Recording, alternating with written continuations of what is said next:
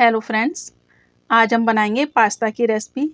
बाज़ार से तो पास्ता ख़रीद कर आपने बहुत बनाए होंगे, बहुत खाए होंगे, लेकिन आज हम आलू से पास्ता बनाएंगे।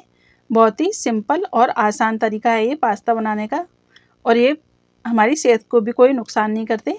बहुत ही आसानी से इस तरह से हम आलू से पास्ता बनाकर तैयार करेंगे, जो कि देखने में भी अच्छे लगते हैं।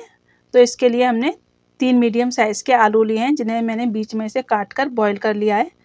इन्हें हमें 90% कुक करना है, बहुत ज़्यादा नहीं इन्हें गलाना। और बॉईल करने के बाद हम इनको ठंडा करने के बाद इस तरह से बारीक वाले ग्रेटर से इन्हें ग्रेट कर लेंगे। याद रहे कि हमारे आलू सिर्फ 90% ही हमें कुक करने हैं। ज़्यादा अगर ओवर कुक हो गए तो हमारी जो रेसिपी जो है अच्छी नहीं बनेगी। और इन्हें हमें बारीक वाले ग्रेटर से ही ग्रेट करना है, एक भी लम्स वगैरह नहीं इसमें रहना चाहिए। सभी आलूओं को हम इसी तरह से बारीक वाले ग्रेटर से ग्रेट कर लेंगे। यहाँ पर हमने आलूओं को अच्छे से बारीक वाले ग्रेटर से ग्रेट कर लिया है, एक भी इसमें लम्स वगैरह नहीं है। इसी तरीके से हमें ग्रेट करना है। उसके बाद हम इसमें 4 बड़े चम्मच अरारोट के डाल देंगे और दोनों चीज़ों को अच्छे से हम मिक्स कर लेंगे। बहुत ही अच्छे से हमें दोनों चीज़ों को आपस में मिक्स करना है।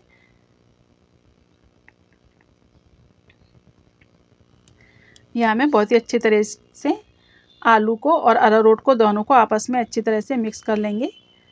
अच्छी तरह से मिक्स करने के बाद हम इसका एक छोटा सा पोर्शन लेंगे इस तरीके से, और इसको हथेली पर रखकर इसको इस तरह से गोल शेप में बना लेंगे और थोड़ा सा इसको ओवल कर देंगे। उसके बाद ओवल शेप करने के बाद हम इसको इस तरह से फॉक के ऊपर रखेंगे और हल्का सा इसको इस तरह से दाब देंगे। हल्का सा दाबने के बाद फिर हमको इसको इस तरह से हटाना है। ये शेप बनाना है हमें इसका। ये बहुत ही आसानी से बन जाता है। ये एक पास्ता बनकर हमारा तैयार हो गया है। दूसरा पास्ता भी हम इसी तरीके से बनाकर तैयार कर लेंगे। थोड़ा सा पोर्शन लेंगे और हथेली पर रखकर इसको ओवल शेप में तैयार कर लेंगे। उसके बाद अगर पास्ता हमारा फॉक के ऊपर चिपकता है तो इसमें थोड़ा सा अरारोट लगा लें या थोड़ा सा मैदा लगा लें, और थोड़ा सा उंगली के ऊपर भी लगा लेते हैं हम, जिससे कि ना तो ये फॉक में चिपकेगा और ना ही हमारी उंगली के ऊपर चिपकेगा। और इस तरह से अंगूठे की हेल्प से हम इसको गोल गोल बनाकर इस तरह का शेप दे देना है। दूसरा पास्ता भी हमारा बनकर तैयार हो गया है। सभी पास्ता हम इसी तरह से बनाकर तैयार कर लेंगे। ये हमारे सभी पास्ता बनकर तैयार हो गए हैं। बहुत ही अच्छे पास्ता बनकर तैयार हुए हैं हमारे। बहुत ही अच्छा शेप आया है, देखने में बहुत ही अच्छे लग रहे हैं ये। एक एक पास्ता हमारा पूरा परफेक्ट बनकर तैयार हुआ है। अब हम इसके लिए गैस पर एक पैन में पानी गर्म करने के लिए रख देंगे, और जब ये पानी पूरी तरह से बॉईल हो जाएगा तब हम इसमें अपने तैयार करे हुए पास्ता डाल देंगे। जो पास्ता हमने तैयार करके रखे हैं वो डाल देंगे। धीरे धीरे डालनी है हमें पास्ता, कहीं हमारे पास्ता का शेप ख़राब ना हो जाए, इसलिए हमें धीरे धीरे सावधानी से डालने हैं इन्हें। और जब हम पास्ता डालेंगे तो एक बार ये नीचे जाके बैठ जाते हैं, और जब ये कुक हो जाएंगे तो ये अपने आप ही तैर कर ऊपर आ जाते हैं। कुछ ही सेकंड में ये अपने आप ऊपर आ जाते हैं। जब ये ऊपर आ जाएंगे इस तरीके से, तो इन्हें हम एक बार चम्मच से चला देंगे। चम्मच से चलाने के बाद हम इनको ठंडे पानी में ट्रांसफ़र कर देंगे। इस तरह से हमने एक बार चला लेते हैं। अब हम गैस की आंच बंद कर देंगे और गरम गरम पास्ता को ठंडे पानी में ट्रांसफ़र कर देंगे। यहाँ पर मैंने ठंडा पानी पहले ही तैयार करके रखा हुआ था।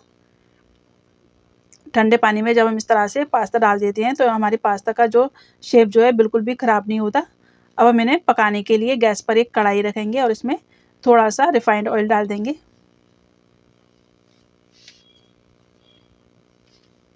यहाँ 2 चम्मच के करीब मैंने रिफाइंड ऑयल लिया है। आप चाहें तो किसी भी ऑयल का इस्तेमाल कर सकते हैं। जैसे ही रिफाइंड ऑयल हमारा गर्म होता है हम इसमें 6-7 कलियाँ लहसुन की बारीक कटी हुई वो डाल देंगे हम इसमें, और इसको हल्का सा भून लेंगे। जब ये लहसुन हमारा अच्छे से भुन जाएगा तब हम इसमें शिमला मिर्च और प्याज डाल देंगे। या मैंने थोड़े थोड़े शिमला मिर्च और प्याज लिए, जिसे मैंने थोड़े मोटे शेप में काट लिया था। इनको हल्का सा भूनेंगे, तेज़ आंच पर हमें भूनना है। हमें इनका प्याज और शिमला मिर्च का क्रंच बरकरार रखना है, इसलिए हमें इनको बहुत ज़्यादा नहीं गलाना। बस कुछ सेकंड के लिए ही हमें इनको फ्राई करना है।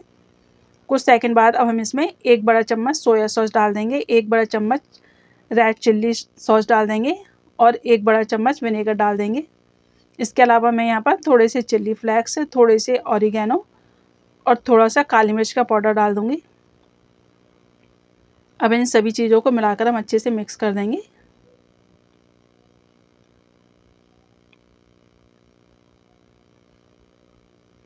अच्छे से मिक्स करने के बाद अब हम इसमें थोड़ी सी टोमेटो केचप डाल देंगे। यहाँ पर मैं 2 बड़े चम्मच के करीब मैंने टोमेटो केचप लिया है। टोमेटो केचप डालकर इसे अच्छे से मिक्स कर देंगे। अब तक हमने इसमें नमक नहीं डाला है, तो यहाँ पर हम टेस्ट के अकॉर्डिंग नमक डाल देंगे। नमक डालकर इसको अच्छे से मिक्स कर देंगे। अच्छे से मिक्स करने के बाद जो हमने पास्ता पानी में डालकर रखे थे ठंडे पानी में, वो इस तरह से जाली वाले चम्मच से निकाल लेंगे और इसका पानी निचोड़ने के बाद हम इसको कढ़ाई में डाल देंगे और इनको हल्का हल्का मिक्स कर लेंगे। चम्मच जो है हमें बहुत ही सावधानी से चलाना है, जिससे कि हमारे पास्ता टूटे नहीं। हल्का हल्का चम्मच चलाते जाएंगे इससे और मिक्स करते जाएंगे। ये हमारे पास्ता जो है अच्छे से मिक्स हो गए।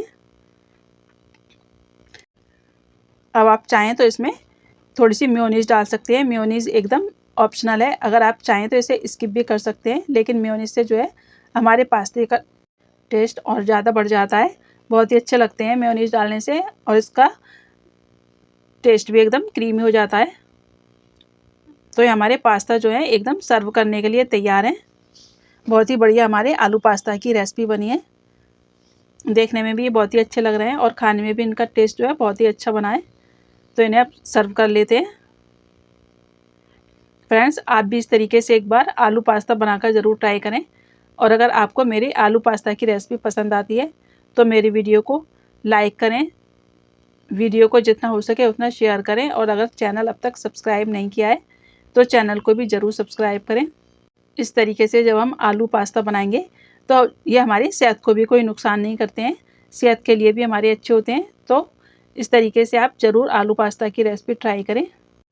तो अगली वीडियो में फिर मिलते हैं।